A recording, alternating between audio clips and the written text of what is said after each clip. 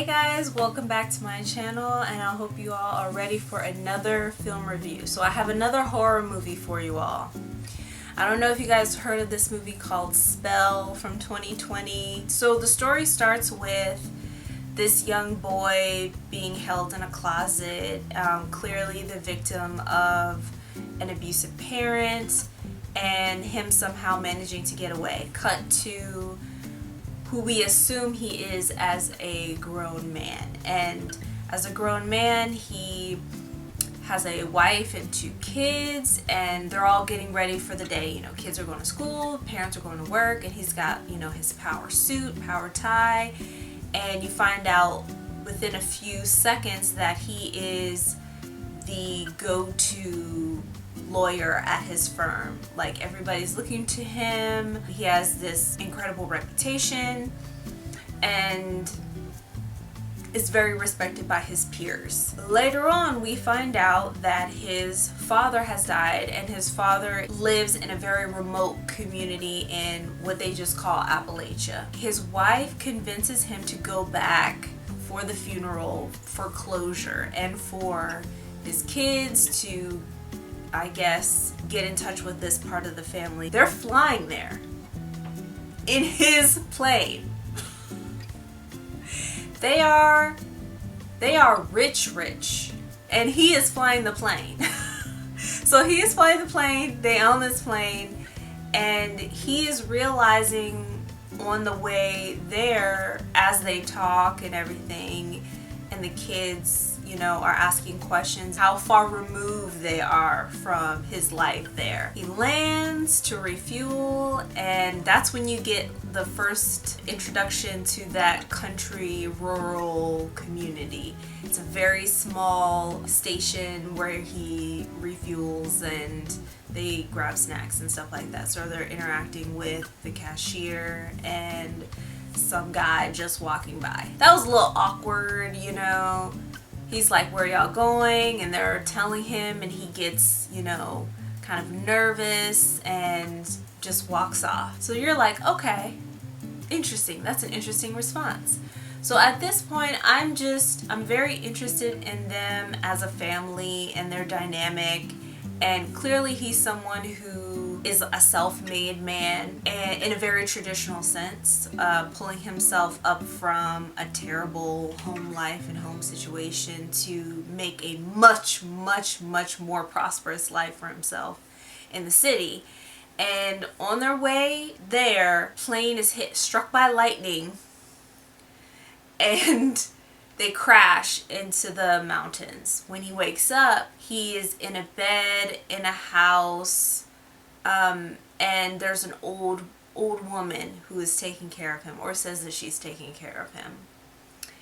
And he's severely injured. He cannot walk, and it reminded me of Misery, that Stephen King book / movie with Kathy Bates. Where this soft, round, grandmotherly looking woman is tending to his wounds, and he is very confused and asking about his family, but he's very injured at first. So what I will say that I appreciate is that all of this doesn't happen in a day. So he's there over the course of multiple days recovering, because his plane crashed into the mountains. When it's something that extreme and you're telling me that he survived, I expect for there to be recovery time that passes. Something that gets me, that's just like a pet peeve of mine, especially with horror movies that involve stuff like this, is that you're trying to make me think that this person's plane crashed, he woke up and realized the situation he was in all in a day. That doesn't happen.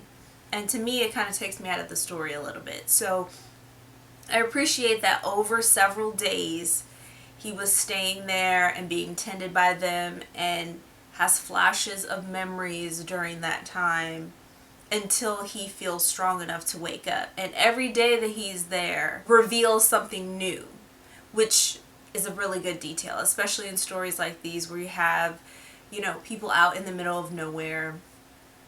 And the cast is small, but very impactful because Loretta Devine is undefeated and is an excellent actress. And I rarely see her play the role of the villain. It was like her and her husband and that big man didn't even realize they were the villain in this story. They're just doing things that they've always done. In some ways, they do have the traditional typical villain traits where they're taking pleasure in somebody else's pain, kind of dragging out their discomfort or their fear for their own gain. And then later on, as he gets stronger, he's trying to, he's exploring the room that he's in cautiously, not just walking around and just banging stuff, knocking stuff over. He is aware that he is in a very dangerous situation.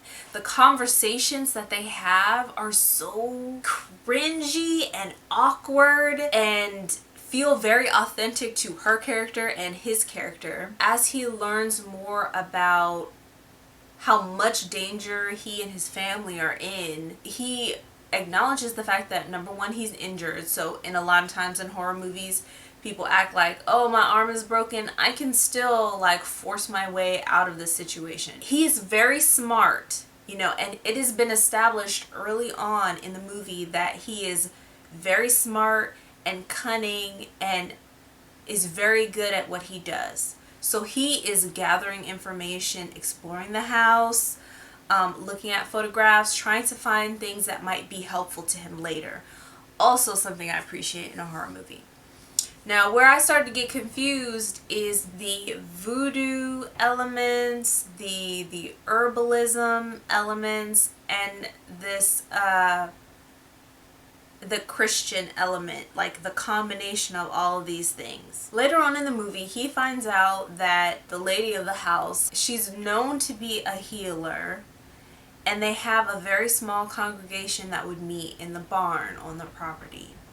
That's also something that I like, that we're not just stuck in this room, that there is, first of all, there are other people that are members of this community, that there are that it's not just a house in the middle of the woods, that there's a barn and like other locations. In an attempt to find out what they plan on doing with him, he realizes that they believe in this sort of dark spiritualism. I think that we're missing some information as the audience. I think we're missing some information about what exactly all of this is. If it was kept to be more stereotypical, it might be easier to understand.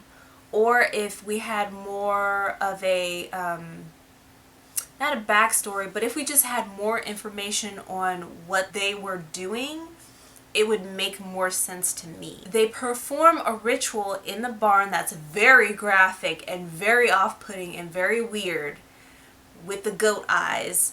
But I didn't understand what the purpose of that was, because you couldn't just have those on all day.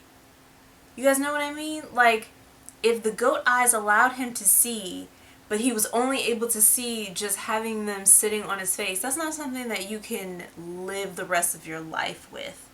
So if the purpose of his family is to like transfer their life force, how exactly is that going to happen? I mean, clearly it does, but also it's very confusing as to how that happens exactly, and what the purpose of certain things are. Some of the things reminded me of Skeleton Key. Some things reminded me of American Horror Story Season 3 Coven. The use of powders, specifically powders, not like potions, not like liquid potions, animal sacrifice, and dolls. Those were the things that all seem to be combining like 3 different kinds of things here. So it was a little confusing to figure out what was important to know and what was not important. And eventually, turns out none of that mattered, because he figured out a way to outwit them. There were a lot of really disturbing twists and turns in the story. It was very entertaining. There is some body horror, so if you get grossed out by that, I wouldn't recommend it. But overall, I think the acting was pretty good. The story, you know, it kind of eased off track a little bit. Some details, it turns out, were not really relevant or needed, but they were just more for tone or mood. The way the story ended, I was satisfied by. Would I recommend? What would I say? What would I give this? I would give this a 3 out of 5 stars. I would give it a 3 out of 5. I did find it really entertaining, although there were some parts that kind of snagged a little bit for me. But there were some really good details there, like that doll.